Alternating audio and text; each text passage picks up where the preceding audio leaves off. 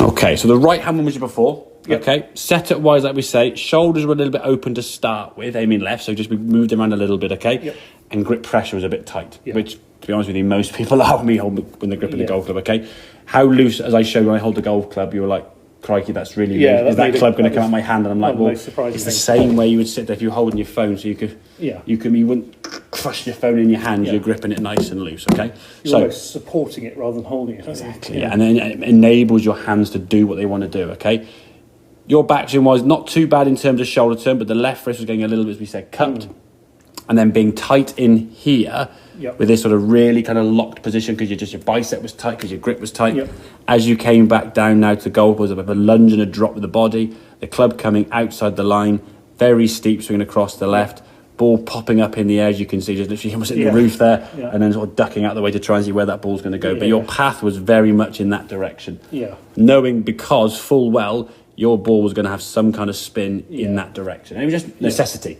Yeah, you had to. If you didn't do that, the ball would just go so far right, you can back on yourself almost. So you're like, well, I need to swing it left. Once you kind of realise, I think using the impact bag is a good kind of sensation of how the hands actually square the club face up, and you're using that hand speed, that sort of snap to square the club face up. And then the first 5 or 6 shots was basically going straight where your shoulders would aim. It's then getting that sensation, these shoulders aim as they do. Now, I'm going to show this now bit by bit. Okay, I said to you, get into that impact position. So you did a bit of a backswing there, okay? And even as doing that there, when you sort of try to lean back, you can see there your shoulders are a bit left as you're swinging the club in there. Then you went back to the goal. I said, no, from the setup position, you moved your shoulders tilted up. Then I said, try and close them. And you went, oh, okay, well, here. Look at that. And that's not even closed. Yeah, exactly. Yeah. Then I said a bit more. And you're like, really? And I said, go a bit more. And then you look at that. It doesn't look, I mean, okay, your shoulders are probably aiming kind of there somewhere. But they feel like they're going off the screen to the sideboard somewhere. So as much as that felt really weird, but I'm not going to be able to chop down from there. You can't, because the club's got to come in from underneath. It's a shallow angle. And again, think about sort of throwing a pebble or skimming a pebble. This shoulder's going to be lower. This arm's sort of underneath this one if you have sort of two hands on the implement, okay? So that's the feeling at setup. Again, do that as an exaggeration. Then as you come back to the golf ball, again, the backswing's a bit shorter, which, again, I don't mind because you're sort of feeling that movement. As you come back to the golf ball there now, if I clear these lines, you can still see the gap in your left. If I go to the next frame, about there, if I go back one, come here. I can't stop it. Hang on, I'll do it this way easier. Okay, so I go slow speed. So taking the club away to a good spot here, then as we come in down now, there you go. Your shoulders now are kind of there, even after impact. So things are a little bit more towards target because the shoulders are square, the snap of the wrist was square.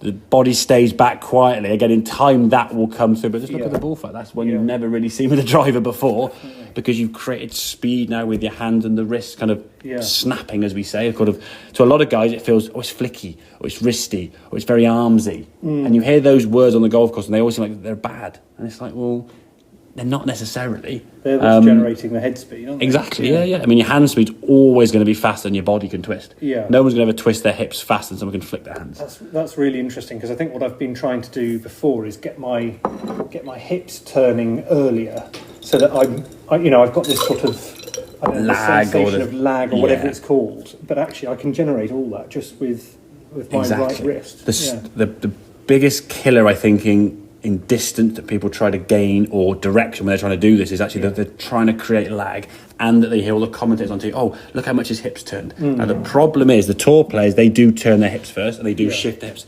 They will get to the top of the backswing up here, shoulders sort of turn 90 to 110ish degrees. This shoulder stays back as their hips do this. Which is golfers ain't doing that. No, if you twist your hips, what will happen? You'll twist your hips and this thing will come with it, and you go, okay, I turn my hips, great. But then what they do is they get to the top of the back and they twist their hips to create this kind of like coil and torque that stretches them, and they just go with their hands. This doesn't move after impact until well after impact, and then they come through. Whereas most golfers get there, they just spin everything, continue to spin as fast as they can, spin around, and they lose control. You actually look at a tour player, they swing, they coil up, they sort of, almost like they say, when you do that sort of snap with the tail, you step forward. You don't just keep going forward into the person. You step forward and stop, and snap. And it's that snap really that we're trying to create. But everyone tries to get power by twisting the heck out of it.